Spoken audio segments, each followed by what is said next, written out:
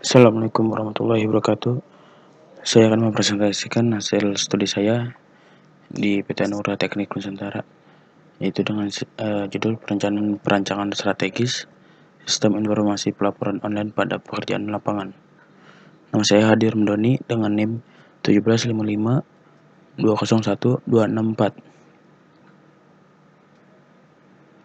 Latar belakang masalah, seiring perkembangan zaman, perkembangan teknologi pun semakin pesat. Berbicara tentang teknologi dan informasi, sistem informasi secara terus-menerus mendominasi berbagai proses kerja agar dapat lebih mudah, efektif, dan efisien. Keberhasilan suatu proyek di PT Anugrah Teknik Nusantara yang berada di Tangerang tidak hanya dapat dilihat dari jangka waktu penyelesaian dan hasil akhir dari proyek tersebut. Tetapi salah satu faktor penting adalah laporan perkembangan proyek yang dapat dipantau secara harian. Berdasarkan latar belakang tersebut, pada penulisan laporan kerja praktek ini, penulisan akan membuat sistem informasi pelaporan online pada pekerjaan lapangan, yang dapat nantinya diharapkan mempunyai sistem yang dapat digunakan sebagai pertimbangan dan dalam mengambil keputusan dalam mengendalikan dan melakukan pengawasan terhadap proyek yang ada pada ATN. Rumusan permasalahannya, dari proses menganalisa rumusan masalah yang terjadi di perusahaan tersebut itu dengan mengumpulkan data-data pelaporan secara manual yang ditulis menggunakan media buku laporan harian. Membuat sebuah perencanaan untuk menghasilkan sebuah rancangan yang efektif dan aspek-aspek monitoring pekerjaan harian. Tujuan dari penulisan tersebut, penulisan laporan hasil kerja praktek ini adalah menganalisa dan merancang aplikasi sistem informasi monitoring proyek, mempermudah pengawasan terhadap proyek yang sedang dikerjakan. Konsep dasar sistem informasinya. Sistem informasi, beberapa pendapat di bawah dapat ditarik kesimpulan bahwa sistem informasi adalah sebuah sistem yang terdiri dari pengumpulan, pemasukan data, pemrosesan data, penyimpanan, pengolahan, pengendalian, dan pelaporan sehingga tercapai sebuah informasi yang mendukung pengambilan keputusan di dalam suatu organisasi untuk dapat mencapai tujuan yang diinginkan. Konsep perencanaan strategis sistem informasi. Perencanaan strategis sistem informasi. Perencanaan strategis sistem informasi merupakan suatu proses analisis yang menyeluruh dan sistematis dalam merumuskan tujuan dan sasaran perusahaan serta menentukan strategis yang memanfaatkan keunggulan sistem informasi dan dukungan teknologi informasi dalam menunjang strategis bisnis dan memberikan perusahaan suatu keunggulan jangka panjang untuk menghadapi persaingan dengan perusahaan lainnya. Beberapa teori ini merujuk pada jurnal Sensuse 2008 yang telah membahas pada penelitian yang sama, yaitu tentang keselarasaan SITI dalam strategi bisnis, model perencanaan strategi SI, value chain analysis, and 5 force model. Hubungan antara strategi sistem informasi dan bisnis. Perencanaan strategis yang tersusun dengan baik dan terarah akan berpengaruh positif terhadap proses ataupun kelangsungan suatu organisasi dalam menyelaraskan gerak langkah dengan visi yang telah direncanakan pada tahap awal dan dapat membantu dalam mencapai tujuan yang telah ditetapkan. Dalam dunia pendidikan, perencanaan strategis memegang peranan cukup penting guna menentukan tujuan yang ingin dicapai oleh lembaga pendidikan tersebut. Saat ini, persaingan dalam dunia pendidikan tidak kalah ketatnya dengan dunia perdagangan, sehingga diperlukan perencanaan strategis yang tepat guna dari setiap faktor yang terkait. Dalam penelitian ini, pengumpulan data dilakukan dengan melakukan survei secara langsung dan penyebaran kuesioner ke beberapa lembaga pendidikan, serta didukung dengan literatur studi pustaka. Berdasarkan hasil observasi, akan dibuatkannya model sebagai solusi dari masalah umum yang dihadapi oleh perguruan tinggi. Melalui keputusan strategi sistem informasi yang baik pada perguruan tinggi akan memberikan kontribusi positif terhadap perkembangan serta sasaran mutu dari perguruan tinggi tersebut.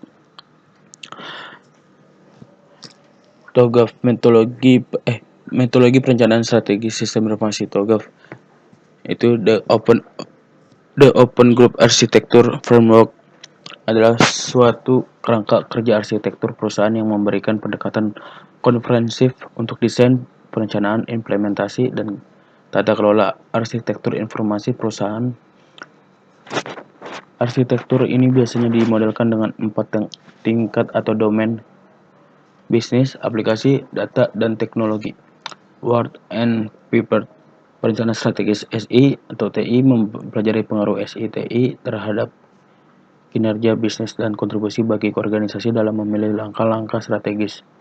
Selain itu, perencanaan strategis SITI juga menjelaskan berbagai tools, teknik, dan kerangka kerja bagi manajemen untuk menyelaraskan strategi SITI dengan strategi bisnis, bahkan mencari kesempatan baru melalui penerapan teknologi yang inovatif. Ada 3 sasaran utama dari upaya penerapan SITI dalam suatu organisasi. Pertama, memperbaiki efisiensi kerja dengan melakukan otomasi berbagai proses yang mengelola informasi. Kedua, meningkatkan keefektifan manajemen dengan memuaskan kebutuhan informasi guna mengambil keputusan. Ketiga, memperbaiki daya saing atau meningkatkan keunggulan kompetitif organisasi dengan merubah gaya dan cara berbisnis. The Open Group Framework (TOGAF). Framework yang dikembangkan oleh The Open Groups Architecture Framework pada tahun 1995. Awalnya TOGAF digunakan oleh Departemen Pertahanan Amerika Serikat. Namun pada perkembangannya, TOGAF banyak digunakan pada berbagai bidang seperti perbankan, industri, manufaktur, dan juga pendidikan. TOGAF ini digunakan untuk mengembangkan enterprise architecture, di mana terdapat metode dan tools yang detail untuk mengimplementasikannya. Hal inilah yang membedakan dengan framework IA lain, misalnya framework Jackson. TOGAF Architecture Development Method (ADM). Preliminary merupakan fase persiapan yang bertujuan untuk mengkonfirmasi komitmen dan stakeholder, penentuan framework dan metodologi detail yang akan digunakan pada perkembangan IA. Requirement Management bertujuan untuk menyediakan proses pengelolaan kebutuhan arsitektur sepanjang fase pada siklus ADM, mengidentifikasi kebutuhan enterprise, menyimpan lalu memberikan kepada fase yang relevan. Arsitektur bisnis memilih sudut pandang terhadap arsitektur yang bersesuaian dengan bisnis yang memiliki teknik dan sisi yang tepat, mendeskripsikan arsitektur bisnis existing dan target pengembangannya, serta analisis gap antara keduanya. Inputan untuk fase B berasal dari output fase A, sedangkan outputnya adalah revisi terbaru dari hasil output fase A, ditambah dengan arsitektur bisnis existing dan target pengembangannya secara detail, serta hasil analisis gap. Bisnis arsitektur report dan kebutuhan bisnis yang telah diperbarui. Arsitektur sistem informasi mengembangkan arsitektur target untuk data dan atau domain aplikasi.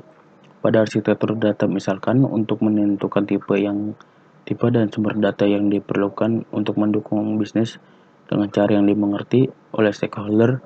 Pada arsitektur aplikasi, untuk menentukan jenis sistem aplikasi yang dibutuhkan untuk memproses data dan mendukung bisnis.